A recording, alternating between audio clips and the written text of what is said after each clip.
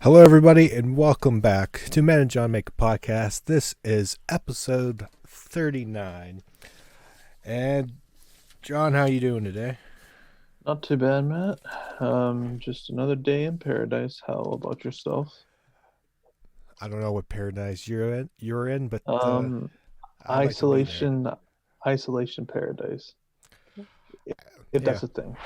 and we're stuck in it until June 4th. And well, for The only now, county, the only county in Western PA that's going to be uh in the red phase here in PA. uh-huh. It was announced today officially, so that's fun. So we're stuck in damn retirement homes.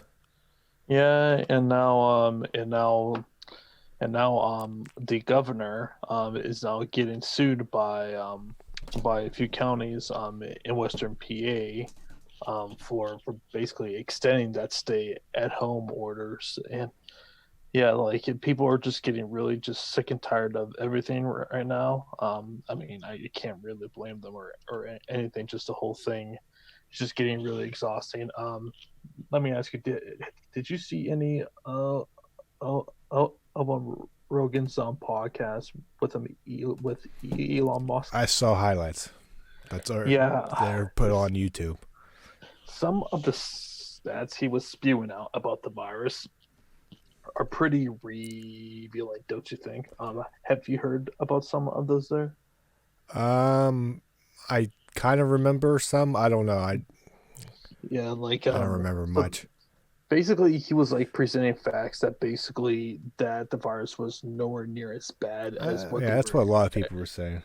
Yeah, and like he was like giving out legitimate numbers and stuff, and that supposedly like the like the average age of like death are like past the life expectancy of an average human being in the states or in the world or whatever. But like, and I'm sure that a lot of people are seeing this, and a lot of people are seeing like, hey, if we put in the precautions, like let's start to open things up, because as we're seeing with the economy, it's just we can't really afford to keep things closed down too much longer. I mean, like I know a few friends of mine who are really worried about losing their jobs just because especially with these smaller businesses, like they can't really afford to not be working. Right. Um and and and I was watching I was watching another Rogan podcast, and he was talking that supposedly when things do eventually get back to somewhat of normalcy, that they're expecting at least 40% of smaller businesses are going to be going under. 40%. I'm not sure if you do math really well, Matt, but that's a lot there. Wouldn't you say? 40% is big if Uh-huh. that is true. If I don't know. I mean, yeah, I think you obviously we've said this for for many weeks here on the show, but yeah, gotta slowly reopen and do stuff to make sure everybody is safe and especially somehow get these tests out to make sure everybody's staying safe and Uh, because I mean if you look at I know everybody will get angry with this comparison, but you look at the like the flu kills a lot of people every year, but at the mhm. same time we do have a vaccine. I mean, not everybody gets it, but Mhm. it's still there. I don't Well, know. Once, maybe within a year, this hopefully we get something to fight it because mhm. you can't close, you No. can't keep it down because Well, small well, businesses. I don't know. well, I think too what you're seeing too is like, there are a lot of people who are suffering from it, but too there's also a lot of people who are getting over it.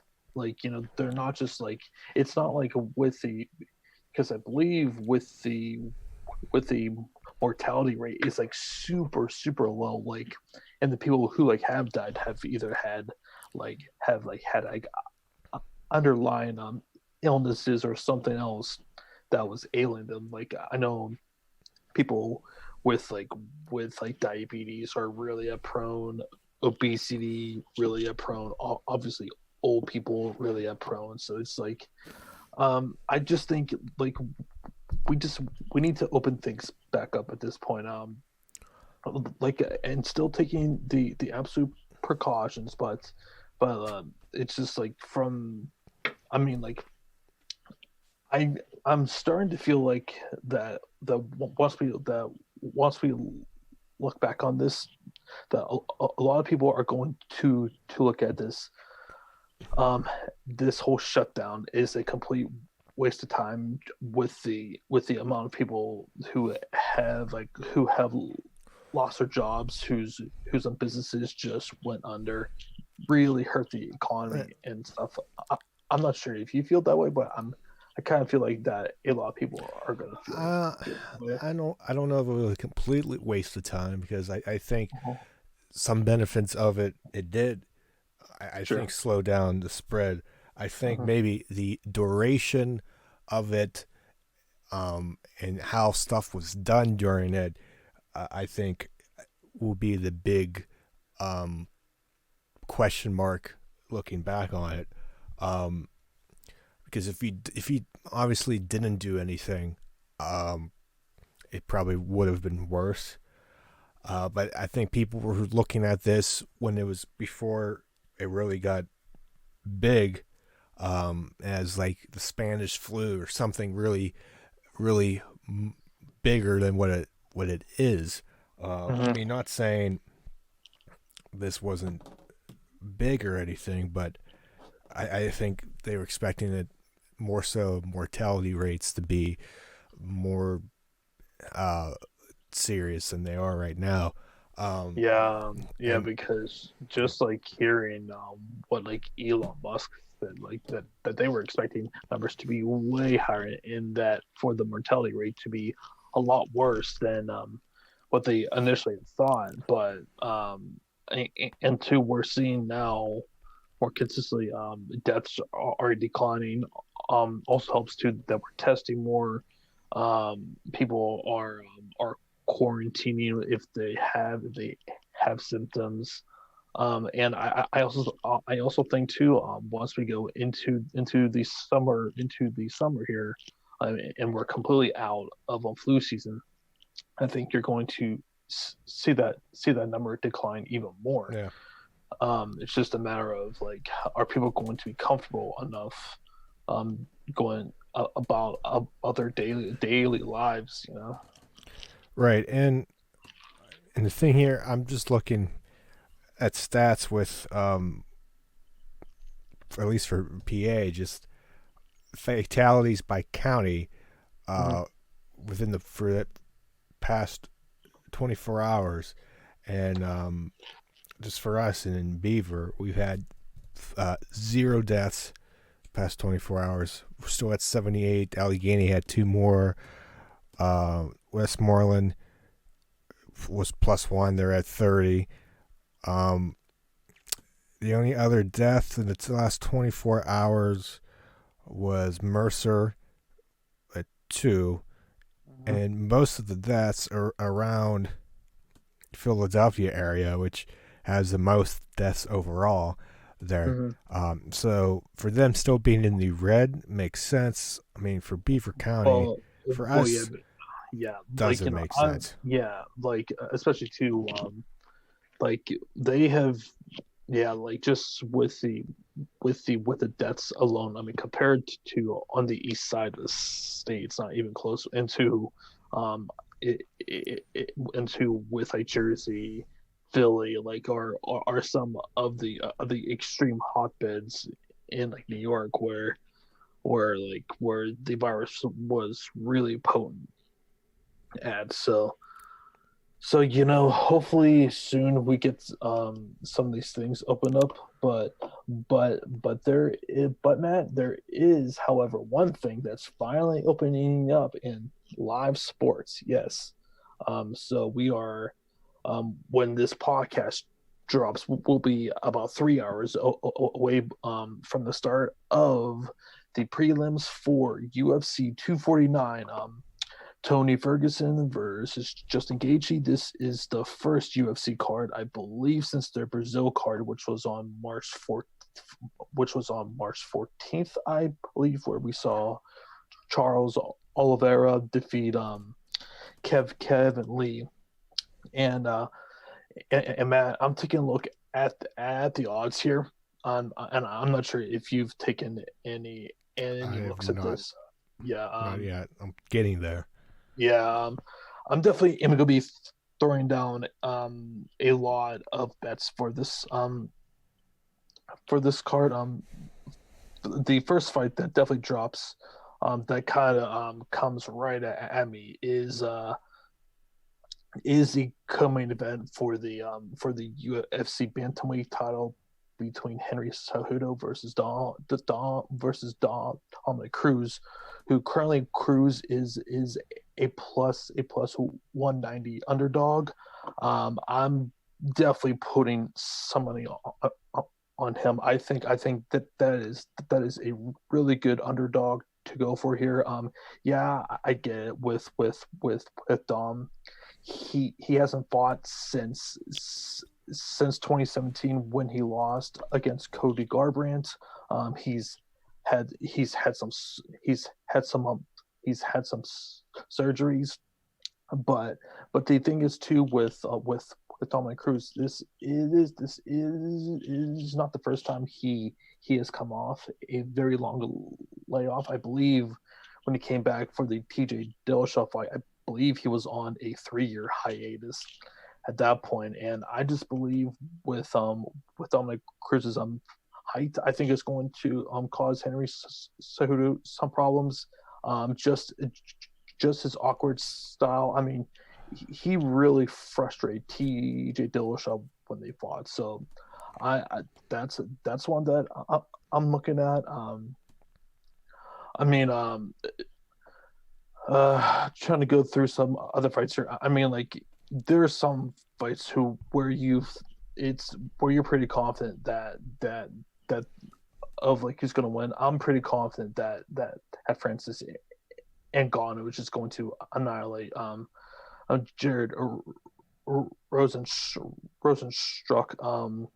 It just that like I mean, and Favorite at minus 120 to knockout DQ or yeah, KO. yeah. I'll be shocked if that fight goes past like 3 minutes, honestly. And I believe with Francis, his last few fights haven't gone past the first round. So I'm looking at that. I think with Cowboy, he could be an interesting pick. I mean, this is kind of a cater time for Cowboy to get a good bounce back win.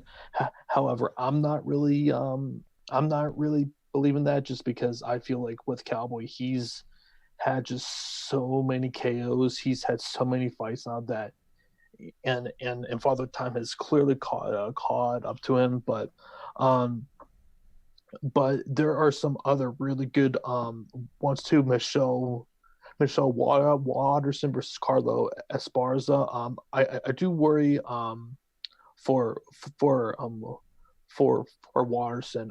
How is she going to handle Carlo Esparza's wrestling? I think that's probably why the betting odds have it slightly for Carlo Esparza, and she's currently at a minus 150. Um, I told them that the one thing I can't figure out here is the fight between Jacare Souza versus Uriah Hall. Somehow Jacare is only a like minus 135. That I cannot figure out why these lines are why that line is so close is a really big mystery to me. So I plan on putting a bet on Jacare there. So from top to bottom, this card is just really stacked. I mean, from the early prelims to the main card, and like you knew that this card was going to be stacked just because with the whole pandemic. I believe that there was at least 4 or 5 cards canceled. So you knew once they eventually came back that they were going to get things rolling again and stack these cards. And this is like one of 3 cards in the next 8 days, which is going to be insane because we have a card obviously tonight when this podcast airs. We have one on Wednesday nights, and we also have one on that Saturday. So there's going to be a lot of fights happening, and I feel like that this is going to be the start of sports slowly but surely getting back into the swing of things. ESPN has been pushing this hard all week. Like you've seen all kinds of fighters on their daily sports shows, First Take, it Sports Center. I mean, like it just became, when you're the only game in town going on, like that's kind of what you're going to get. But as far as the fights go, and I kind of already broke this down on Chase Oliver's MMA podcast. I'm sticking with Tony Ferguson. I am, however, picking Dominic Cruz for the 2 title fights, Francis Ngannou in the heavyweight bout, Greg Hardy there, and also Calvin Kattar as far as with the main card there. But this should be a very exciting night for fights. Hopefully I won't lose too much money here, Matt. Yeah, I'm going to be betting too, so hopefully I don't lose much either, but who knows? What's the fun of it? But glad to be able to be betting.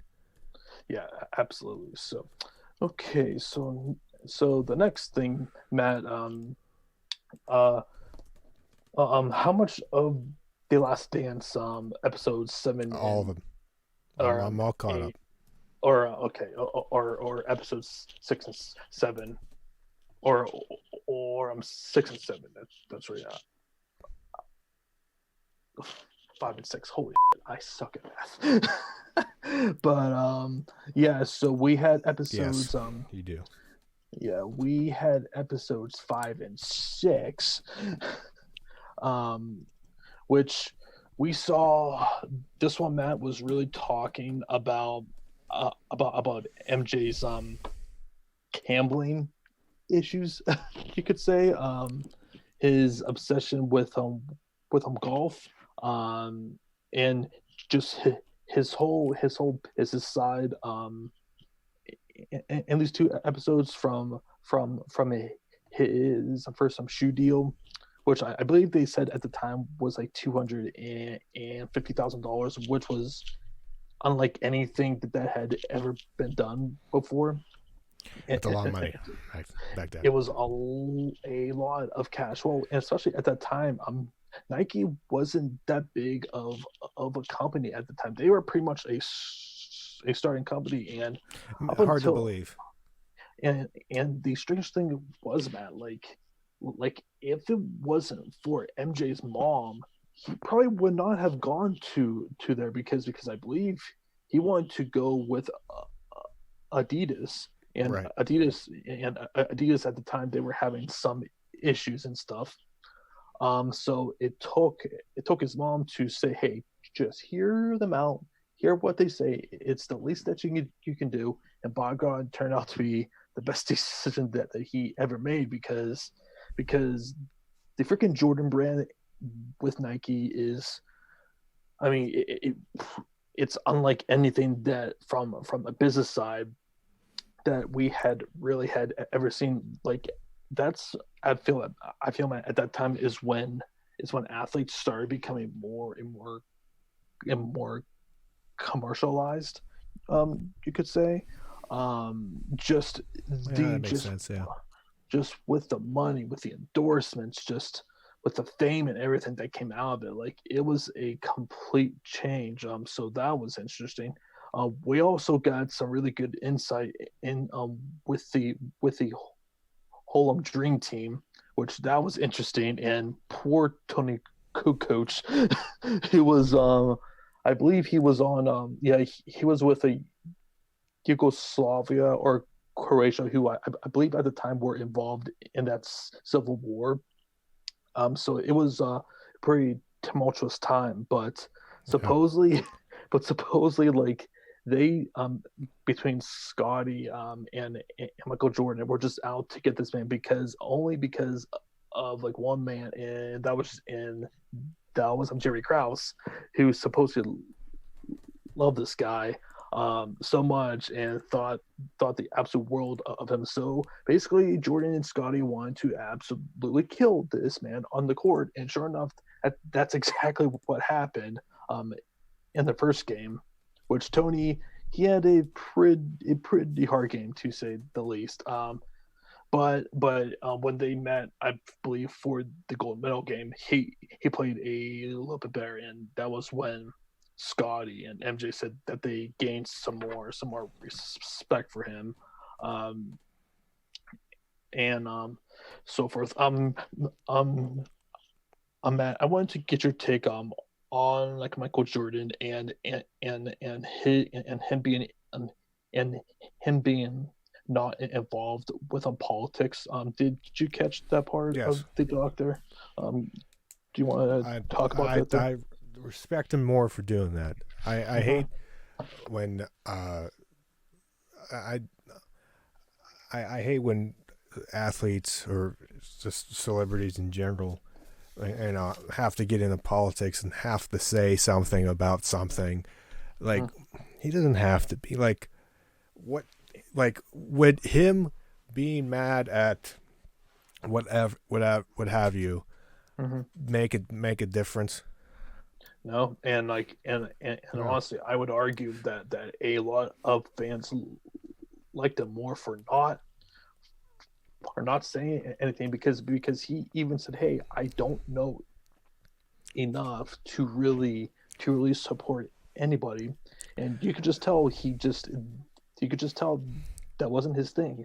And I think it's really hard for people to understand who are big time athletes who are not activists like that's not them, and I don't think that is a bad thing. You know, a lot of these guys just want to go out and to just do their job, which is to play basketball or whatever, and just go about their business. But he got a lot of flack because I believe that the issue was that the for the governor of North Carolina race, I believe that's what it was. They had a black candidate running uh, against this one guy who was who his views towards black people were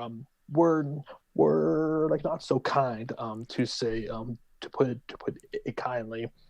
So they wanted MJ to support the guy who was running against this guy, and basically MJ said no. He Republicans buy just sneakers too. yep.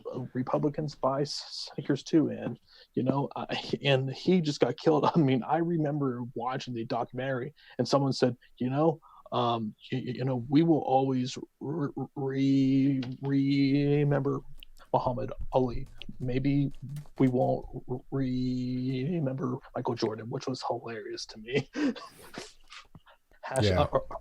at at at at freezing cold takes like like Yeah. it, No. it, it's just like that was just so absurd to me. I mean, like I get that like that some of these people really want some other athletes to get involved in these issues and stuff, but at the end of the day, we just need to use some common sense and just realize that these issues are not going to be for everyone to want to actually talk about. So Yeah, you know, it's always good just to avoid uh, politics because just there's no need to do it. And I would be like, yeah, you're a big star. People look up to you. You should say something like, mm-hmm. yeah, he Patrick play. Joyce. I mean, yeah, I mean, he's Mm-hmm. probably didn't like it. I probably said it in a thing, but like, Uh, why get into that like publicly? Like that's why like celebrity endorsements. You don't need a celebrity to no, make up your vote. Like I'm endorsing so and so for this office. Like yeah, yeah. oh, like that was gonna put me over the edge. Because I'm not sure, but just Mm-hmm. because you like them, I'm gonna like them too. Like Right.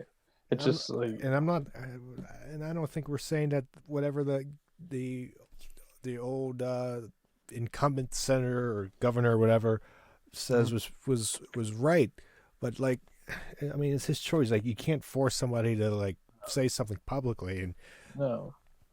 and, and yeah, that and plus yeah, like that Muhammad Ali thing they said Yeah, was just yeah. stupid. I laughed at that. Yeah, I was like, yeah, okay, because if you think of just pro athletes in general, Michael Jordan is in the top three easily. Like, just from it, Pretty much. just from a global and from a business impact, like he took the NBA international. Like that's when the NBA became mega huge. Like the when when when Larry Bird and Magic Johnson came into the league, they kind of saved it. But then when they handed it off to Michael Jordan, he just took it to somewhere where it had never really had been before. And we're seeing this consistently because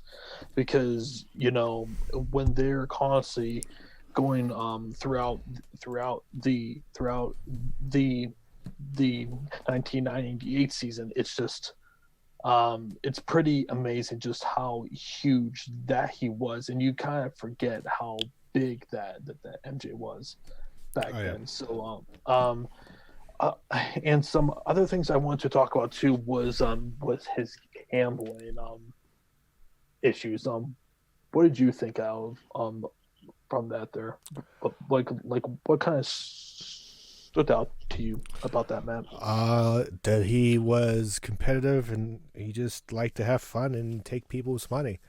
I don't think there was anything But wrong with it. like did you think that he had a a gambling issue, No, or was he just extremely competitive to where competitive. yeah At least put and it because if he had a gambling problem, uh, you would have, like he said, he would have like lost a house or a car, some big asset that he has, but he didn't. I mean, he had the money to blow. I mean, if he wants to bet on a round of golf or how close you can get quarters to a wall or what have you, I mean, more to him. I mean, do we have a gambling problem when we bet once a month on UFC when we used to? Nah, I don't uh, think so. yeah Um, yeah yeah, what did I want to say? Yeah, but there is a popular conspiracy theory that a lot of people believe that one of the reasons why MJ's father died was because of like Michael's gambling issues. how? And I'm not exactly sure, but and I'm hoping that they touch on this on the next episode here because I believe they're going to really touch on and go Whoops. into more depth. What's a whoops for? I screwed up the window in the recording here, so keep talking. People are just seeing a random screen. Keep talking. Okay. We're good. All right.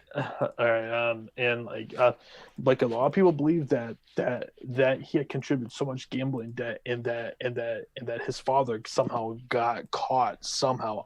I'm not exactly sure how, but I've talked to a few people who believe that this was one of the contributing factors of how he got murdered. Um, so interested to see how much that they actually touch on that, and if that was ever the case. I'm skeptical of it, but There you we know, go. who knows? Yes. I apologize, people watching, of just a white screen, but go ahead. But yeah, and another thing that was also really evident to Michael Jordan, at this time hated talking with the freaking media. Like, I believe actually, I think it was the '93 season when he basically went on a 2 week hiatus without even talking to any reporters in general, because they kept on asking about uh, about the case with the one guy who got prosecuted for some tax fraud or something. I can't recall. It's not, yeah, something like, yeah, Yeah, something like that. yeah. So that was constantly looming there. His constant issues with this gambling, because I believe actually in one of the playoff series, it might have been the series against the Knicks, where they lost game two, I believe, and him and and like Michael Jordan and his father went to one of Donald Trump's casinos in Atlantic City, Yeah. and just went out gambling. This got so much buzz and headway that it was constant, not nonstop. Basically, so basically, Michael just stopped talking with the media. I don't really blame him, because I'm sure like that he just got tired of asking or answering the same questions every single day, and it just seemed really that these guys really had a freaking axe to grind with them. How did you feel about that? Did you kind of feel that way when you were watching this here? Yeah, a little bit. Um, yeah, I kind of agree with you on that. Yeah, I mean, I didn't have much. Yeah, I think it's media just, stuff blowing stuff out of proportion. Yeah, I was kind of thinking that too. But that was basically that was basically most of episode 5 and episode 6. Again, really good, really good stuff here. I would imagine episode 7 and episode 8 we're gonna be really touching on MJ going into baseball, saving planet Earth from aliens. Oh yes, Um, Space yeah, Jam. yeah. I'm Space Jam. I would imagine that's probably is going to be under as well, and obviously his eventual return to the NBA. So really good stuff as always. And some and Matt, I guess we should probably get into actually no let's get into some Star Wars talk before we get into the wrestling Yes. stuff here. Um, What did you want there's to talk about here? a couple topics here. Mm-hmm. First, the Clone Wars. I know you haven't watched it. The finale was uh, Mm-hmm. out this week. They've released I think the final 2 episodes. Um, Overall thoughts on the season. I think it started out, I think, a bit slow with the backstory Mm-hmm. on Ahsoka Tano with the two sisters on basic mechanics. They were backstories. I mean, episodes were kind of slow. I mean, nothing big happened, but they did some story building. But then it really got good. The last couple of episodes when they got more of the regular people in, and the war on Mandalore and stuff like that, and ending it with Darth Maul. Those last couple scenes, I think episodes were pretty well done. Especially, I think the last episode. I think the lightsaber battle between Ahsoka and Darth Maul was, I think, one of the best. I think you could put it up there. That was well done, well animated. I like, as the series as a whole, bridged the gap between episodes 2 and 3, and had more of a backstory with everything. Again, filling the gaps. Mm-hmm. Made everything almost make more sense than what we saw in the theaters. It fleshed out Darth Maul. It made Darth Maul look way better than what he did in the actual prequels, because in the prequels he kind of was there and was gone.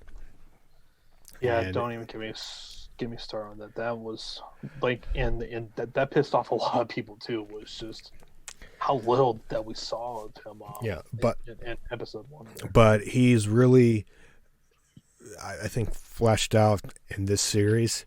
I think they did a good job of that. More of his backstory, and just more of a personality besides being a straight up dark and scary and not saying much, but he's said a lot. And this, I know they opened it up. At the end, he got away and in a spaceship. Forgive me if the fancy name of it doesn't come to mind right now. How did you not know this, man? How dare Everyone, everyone knows this. In episode 1, it was Yes, it's called. How dare you? Stop talking about Star Wars, you Star Trekkie. Go watch Star Trek. No, but he gets away, so that, and obviously he goes to, I think, either continue or start the Crimson Dawn Syndicate, which we see more of in Solo, where they have that, because we see that him in the end with the Crimson Dawn Syndicate there. So they flesh that out. They open that up. They really get more into Order 66, which was nice and good. That Rex, one of the clone troopers, was kind of fighting against it, and ended up Ahsoka gets him out of it, and so he's helped fighting against the clones, and then he obviously stays alive and makes an appearance in Rebels, that series. And then I was doing research, and apparently, I think it was confirmed by Dave Filoni, who was executive producer of this and executive producer of The Mandalorian, and he's worked with George Lucas before, which I never really knew him until the Star Wars Gallery thing on Disney Plus. We'll get into in a little bit, which is interesting. And I think he said that this Rex was in the scene at oh crap, I gotta yeah, you should know off the top of your head. Hey, episode Sucklests 5 or 6, when they I think it's 6. They break into the holy crap, I'm drawing a blank here. Oh crap. With the I gotta look this up, but anyways, he's apparently even though it's not explicitly said in the actual movies 5 or 6, that he actually kind of made a cameo appearance, because in the Rebels he's all old, gray beard and stuff, and there's a character in there makes a quick cameo in there, makes an appearance. I thought that was pretty neat, and I'm going to try to look this up. So I think if you haven't watched the Clone Wars yet, anybody watching, I would go back and watch that, because it really fleshes it out, and can makes the connect. Episode 6. Yes, it was episode 6. In the scene, let me find this out, because I'm like, it was in the crap. Oh my god. I don't care.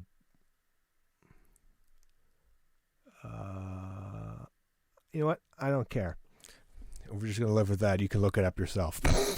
So the next thing is, did you see the Star Wars Gallery, the Mandalorian thing on Netflix? Yeah, I saw that. So pretty much what it was is they were pretty much focused on the four directors, 5 directors over the first season. One was Dave Filoni, and another was it Taika Waititi? Is that how you say his name? I don't know how you say his name. And I think Ron Howard's daughter is one, and there's 2 other ones. I thought this was a pretty awesome look back behind the scenes of how the Mandalorian was made. And I don't know if we knew this before, but it was pretty cool to see that George Lucas himself was actually on set at one point. I think giving feedback. I don't know if that was news before. I don't remember, but I thought that was pretty cool. I think I vaguely recalled him. I don't being remember. On there. Yeah. But again, like I said earlier, I never really heard of Dave. I think it's Filoni, however you say his name.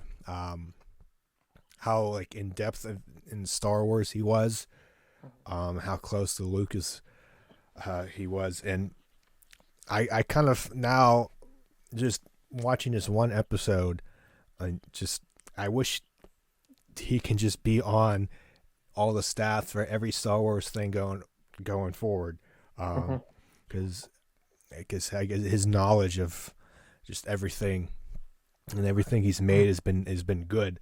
So I thought this was a pretty good look. I can't wait for. I'm guessing Monday the next one comes out.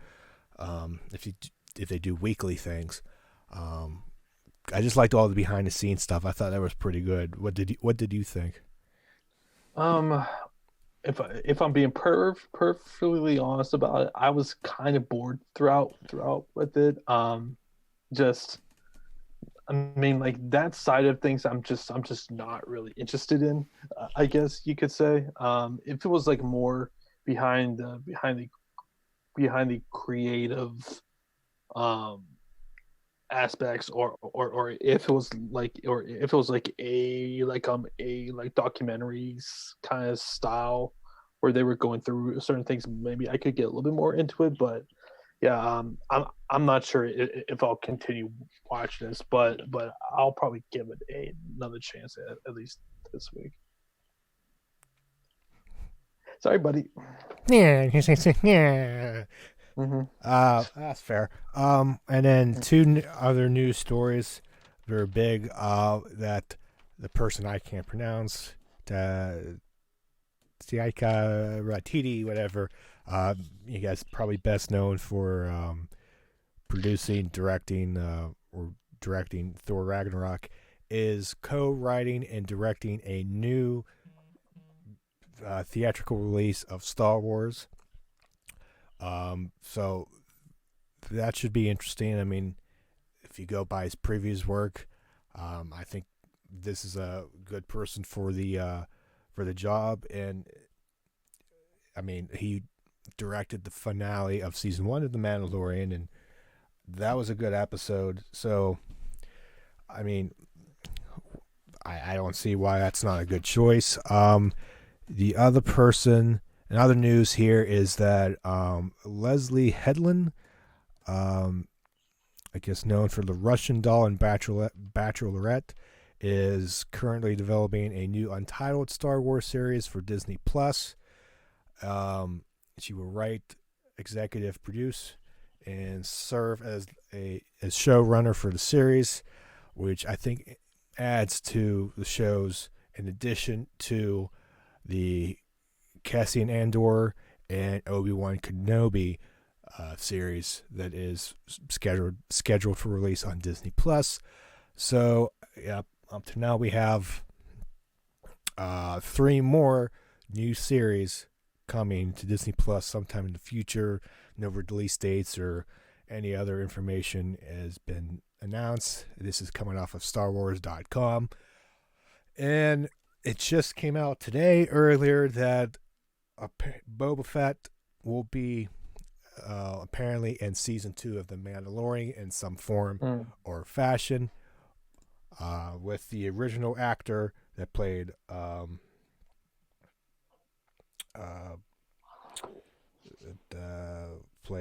what's his face? Holy crap! The original actor's coming back. Okay. That it makes sense. I for some reason when we do these things, I like space out or have brain farts, and I can't remember stuff. It's Tamura Morrison, who played Jango Fett. There you go. That's the name. So he's going to be back to play Boba, which makes sense because Boba was a clone. So that should be interesting. See how that goes. So we already have Ahsoka Tano and season 2. Now we have Boba Fett. Everybody was thinking he was in season 1, or they were teasing him, but apparently, if they were teased, he was teased or not, he's going to be in it anyway. So that should be interesting. So a lot of Star Wars news that's come out this week. Obviously, this past week was May the 4th. May the 4th be with you, John. Yes. Yep. So we will see how all of that pans out there. And another bit of news here, as we're going to get into some wrestling talk here. We had the much anticipated podcast on Talk is Jericho between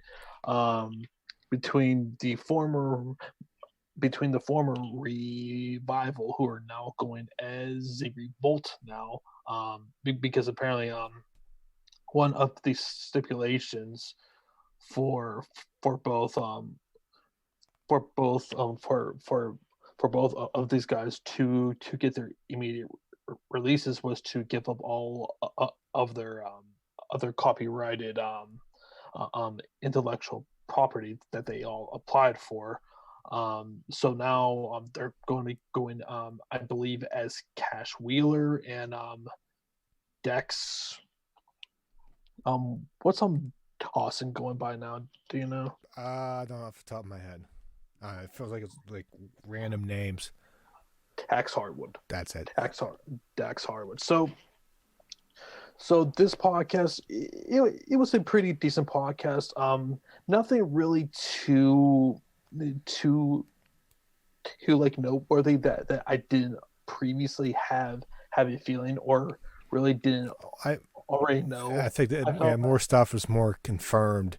Yeah, like definitely the one thing that came off this that didn't surprise me whatsoever, that basically for them it wasn't that they hated being in the company, they just hated just how the company treats tag teams. Yeah, that it's pretty much like it's not that big of a deal. And older tag teams such as the Dudley Boys have like kind of talked about this in the past. Is just, Vince just does love tag teams. He only sees them at a certain point in the card, and that's it. And their whole thing was, hey, hey, we want to stay, but you guys don't take this division seriously. We don't get enough time building up other teams and giving it a legitimate division to where you see outside of the WWE. When you look at companies such as AEW, obviously New Japan Pro Wrestling, Ring of Honor, Impact, so on and so forth.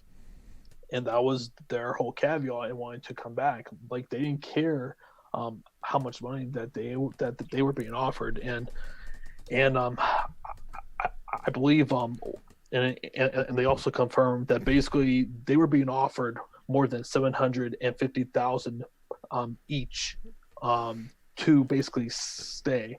And one of them said, like, how much money do you really need when it just makes you makes you just like really sad, depressed, miserable. And I felt like that was pretty clear. It is like they want to leave a more lasting impression on the business. And I'm sure that's, and it's like I said, nothing that we haven't already known before. Yeah. But like, I'm sure that they're super pumped to work with, especially in AEW, with the Bucks, Kenny and Hangman, Lucha Brothers. Yeah, like even though they technically didn't confirm that they were going there, they're going there. right? But I mean, nobody said anything. They were still. I feel like they're still going there, but they never came. They never came out and said it. Yeah, I mean, well, and if their whole motivation is to establish themselves as one of the best tag teams ever, there's only one place that you're really considering going right now. And yeah, they did say we also want to work over in Japan, which I do feel that with Tony Khan, he will definitely give them that option. But I mean, like, it just to me, if I'm them, if I'm leaving WWE, I better be going somewhere where I'm going to be getting pretty good buzz and stuff. And to me, really, the only company that's going to really offer that is AEW right now.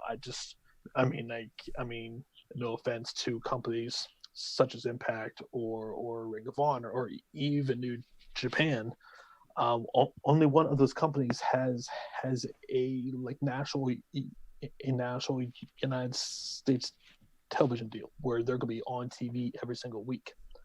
And I think they're just going to put on just some amazing feuds, some amazing matches, and I would imagine probably within the next month or so, we'll probably see them in AEW. I mean, I wouldn't be surprised if we saw them at Double or Nothing in 3 weeks. So, yeah, Matt, anything else that you took away from the podcast? No, I mean, I didn't think there was no big news. I mean, it was still a good conversation to listen to. Mm-hmm. Yeah, like they were bringing up with like Vince and those leaked pictures that came online about the comedy tag team, how he wanted to portray them as if they were to resign, and basically Dash and Dawson basically told him straight up, hey, these are terrible, and hey, we will definitely do this, but we are definitely not resigning. Yeah, I like how they said. I said like the story behind it. Like they said, is that it was like they said something along the lines like it wasn't bad. I mean, in a way it makes sense, but we just didn't like it. Yeah, and too, like they just were like, this is it. They were just like, it's time for us to go, and to do something else, and to like carve more of a legacy for themselves, because if they stay there, in WWE, yeah, they're gonna be getting paid so much freaking money, more than they would have ever had made. But I think at the same time too, they would have been just so miserable there. And I think a lot of other people were honestly feeling that way. So, good for them. Hopefully they got what they wanted, which I'm sure, which obviously that they did, because I believe that they asked for their release on what, 3 separate occasions. And like supposedly, they were saying that basically Vince and the brasser didn't think that they were actually serious about leaving, and they're like, hey, just so you know, we're not coming back here unless you give us some assurances that you're going to take the tag division seriously and actually build it up, give storylines to other teams besides the teams who are fighting over titles, because we see it consistently, Matt. Like with their tag team division, like it's just for the titles and that's it. Whereas you go over to AEW, you have multiple tag teams who are in multiple storylines, and that's why the tag team division is it's so deep, from like six and 7 tag teams. But like even like you don't have to be fighting over the tag titles to be taken seriously as a tag team, Right. And I think, just on a side note, before we get into into I guess the next topic there, and the wrestling, Star Wars, the second episode of The Gallery is up now. It came up today. So okay. And I guess episode 2 is focusing on, because I was just Googling this, the Mandalorian's relationship with the Star Wars legacy. So I'm going to watch that later on this evening. So besides that, you have anything else to say about Revival? No, and since we're kind of on the topic of AEW, I'm going to segue this into some like ratings talk here, Matt. I'm not going to lie, I'm a little bit surprised that AEW won this week. Just with everything that NXT had built this week. I do wonder if the presentation of AEW really helped them out here. Being outside, having somewhat of crowd noise, I think really benefited from them. Maybe I am reading too much into that, but I feel like that it definitely had something to possibly do with them getting I don't know. a win here. At this point, I don't know anymore. I think, maybe it has something to do with it. At least, I'm not one to really focus too much on how everything like looks on the outside. Obviously, if people noise in the crowd, it helps. But to me, I'm more focused on what the in-ring and stuff going on. If it's like stuff would be better, like reaction wise, if there were people and you have a big crowd. Obviously, if you like WrestleMania to a Raw is way different, but in this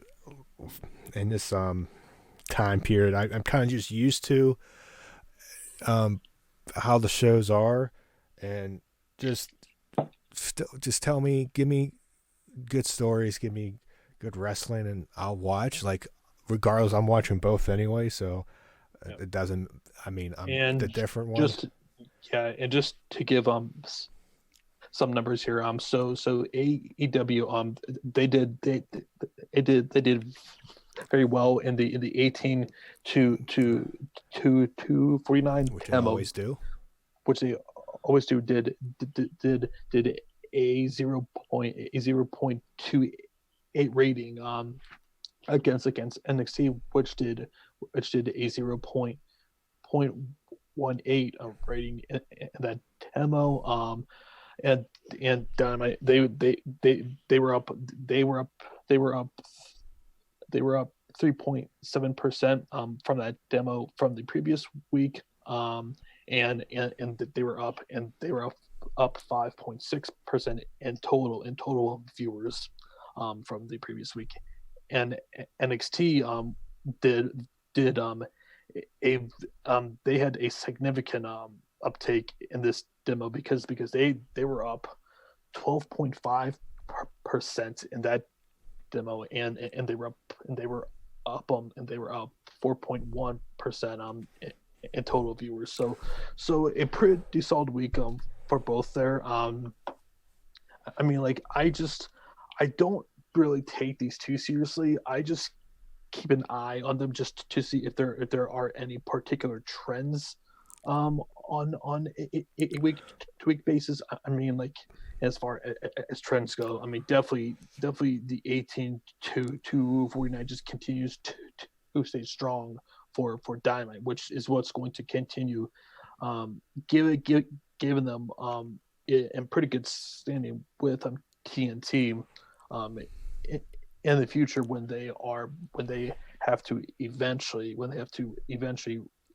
renegotiate their TV contract. But yeah, so that was the ratings talk. Okay, let me figure out what else we want to talk about. Money in the Bank. Yeah, and the last thing we'll talk about is a short preview on Money in the Bank. Matt, I'll have you talk a little bit about this more because I'll be honest, I have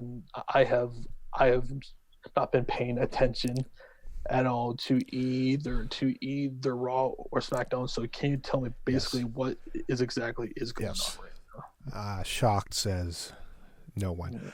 So just go quickly match by match. I think there's really only a handful of matches here. The first one here, we have the SmackDown Tag Team Championship. The New Day, the champions, versus Miz and Morrison, versus the Forgotten Sons, versus a Lucha House Party in a fatal four-way match. With Miz and Morrison, they on SmackDown right now, they had an 8-man tag match. It was New Day and Lucha House Party versus Forgotten Sons and Miz and Morrison. So if you take any stock into who won, which was Miz and Morrison and the Forgotten Sons, and how that plays in on Sunday, I'm going to go with Miz and Morrison not winning. I think the New Day will retain, with the sleeper pick being the Forgotten Sons, since they're new and up and coming. But I'm going to go with the New Day winning here, since they pretty much just kind of won fairly recently. And by your silence, I can move on. Then we have the SmackDown Women's Championship, Bayley versus Tamina. Gonna go with Bayley there, even though they've been building up Tamina, so I mean that's good. But I think Bayley continues in leading up to another, probably her and Sasha feud down at SummerSlam. And we get the which speaking of which, did you hear about the report that supposedly that they're going to have to go elsewhere because I believe that the mayor of Boston basically said that there's not going to be any sort of events happening. I think through July. I thought he said Labor Day or stuff through Labor Day. I thought because you sent me that. I think it's Labor Day. Yeah. Okay. So, so that's unfortunate. Then we have the Universal Championship versus Bray Wyatt. Now, the thing here, I think, I think it's just Bray Wyatt and not the Fiend.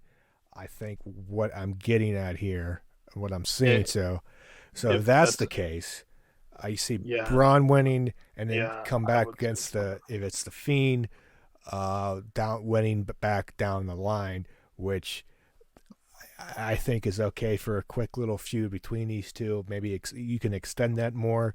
So Hmm. to me, that's okay. And then you get you give Strowman the run, even though he really wasn't supposed to have it because Roman backed out. And speaking of that, real quick, did you notice how they edited Roman out of? Well, you didn't watch. You probably Yeah, saw. or no, yeah, that whole thing is kind of weird to me because they are doing that and don't they have something on Fox Sports One where they're basically highlighting all of his big time moments and stuff? I think. Yeah, like Oh, but they cut him out of Seth Rollins cashing in.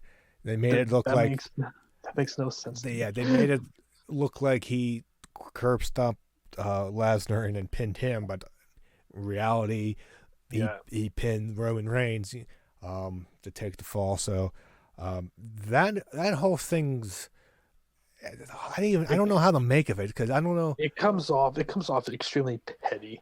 because at Yeah, first I was saying okay maybe everybody's making a big deal out of it and saying you know stuff, you know how the internet is yeah, and stories, you hear stuff and people run with it and that's not actually what happened, hmm but it's hard to say now when they cut Roman Reigns out of it.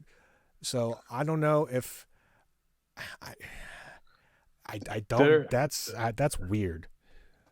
Yeah, like there has to be some sort of a story here. So, Because it's one thing to show him winning that, and another thing just not to mention him. Which I can understand not mentioning him if he's not going to be on TV.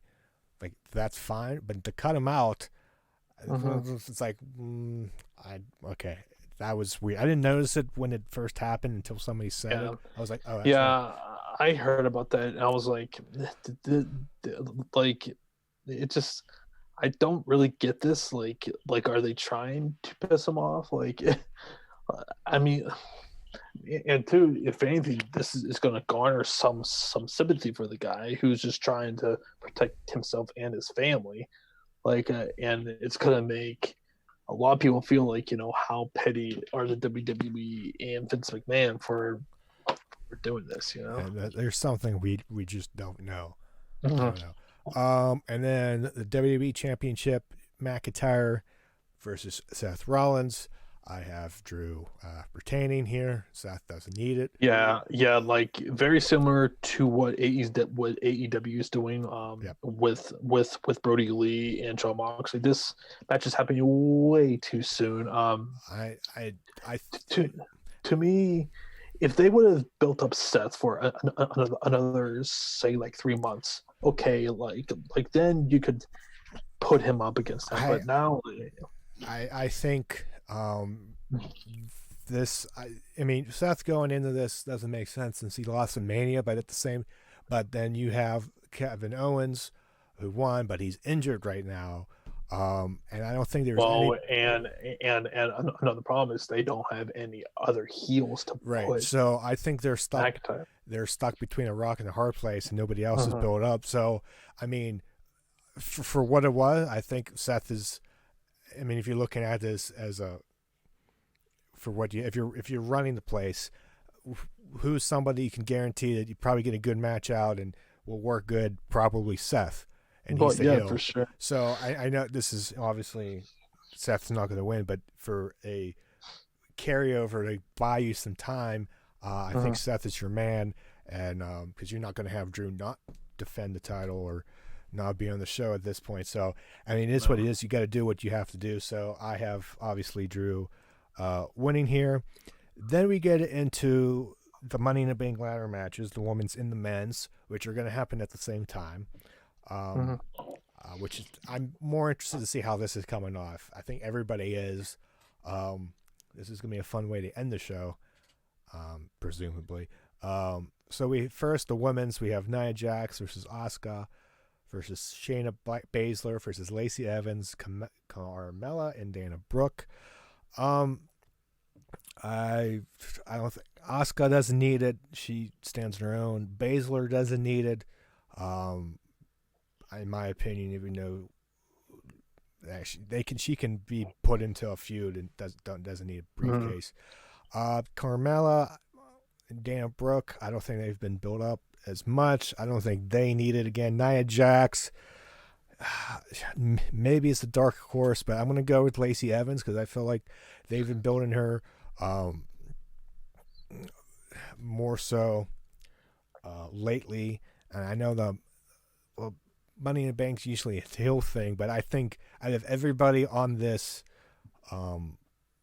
match, I think Lacey Evans set up more so to win, and I think she needs it because she's been putting on some good matches lately and giving more and more of a little push there. So I think she can get it. I think she has the most momentum going in. Which is not exactly saying much. And like, and just based off of those names that you rattled off there, it kind of just underlies just how weak that WWE's main roster women's division is right now. More specifically, actually, no, both shows are pretty weak right now.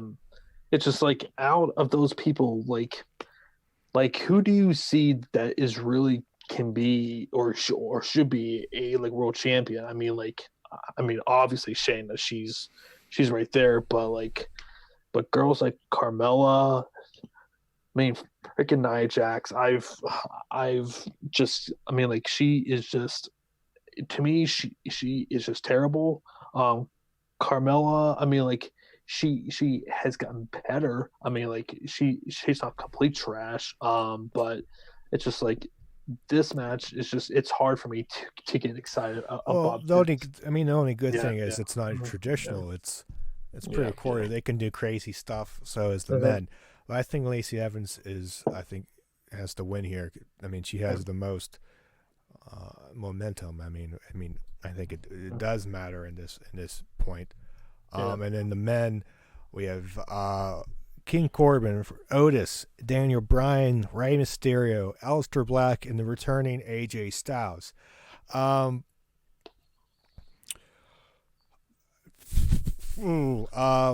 Before, Honestly, and me just looking at this, I think that there's really only one person you could probably put the briefcase on, and is going to make a ton of sense, and that's probably Corbin. Um, just because, and someone brought this up who I was watching. Like, can you envision Aleister Black carrying around a freaking no, briefcase? but Right. It really does. I don't think. No, I'm gonna go Yeah. AJ Styles because he's a heel and he can carry that around and he can brag for a thing. Yeah. Corbin doesn't need it. Again, he already had it. Otis, uh, as much as he's pushing, And he's that not would going to get probably it. Brian doesn't need it. Ray's doesn't even. set up a future match with him versus McIntyre, which I think a lot of people would want to see that, and myself included. So yeah, I mean, like I love the AJ idea, and to me, I think it's between him and Baron Corbin, because obviously they are not going to be putting up with Daniel Bryan, whose contract I believe is up in the next 3 months. Yeah. Um, Ray doesn't need it.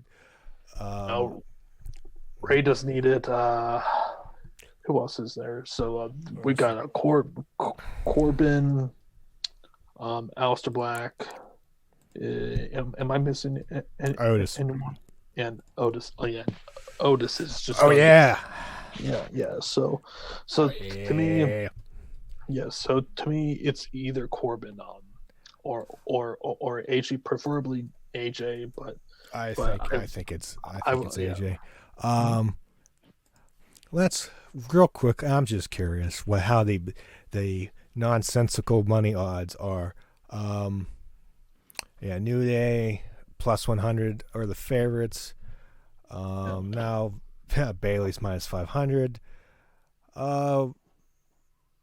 Strowman's minus 130, Bray's minus 110, so he's a slight favorite. McIntyre's minus 700. Makes sense. Shayna Baszler is the favorite at plus 150. Nia Jax plus 300. Lacey Evans plus 400. Which I agree with those three, being the top there. But that AJ Styles is the favorite at minus 125. Aleister Black plus 200. Otis plus 400. Bryan plus 600. Corbin plus 800. Mysterio plus 1,200. And these are your odds as of yesterday. So usually somehow some of these odds, even though it's wrestling and what have you, but somehow things change, and they kind of guess stuff right. Some people know stuff, but most of these odds I agree with. But you never know. You never know. And for sure. Well, Matt, I think that's probably a good place for us to stop for this week. Yes. So unless you have anything more to add, you can. I think I'm good. So as always, thanks for watching. Again, please like the video, leave some comments, and subscribe if you haven't already. And we'll see you next time. Will be this coming Wednesday for our AEW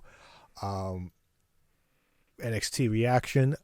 I believe we're not doing anything this weekend for Money in the Bank and or UFC, I don't think, but we're sure to be talking about them next week, either pretty much on this podcast next Saturday at 3.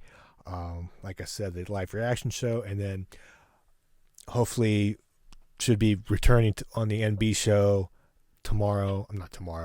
next Friday at 7:30, leading up to Friday Night SmackDown on Fox. So with that, for John, I'm Matt. Thanks for watching. See ya next time.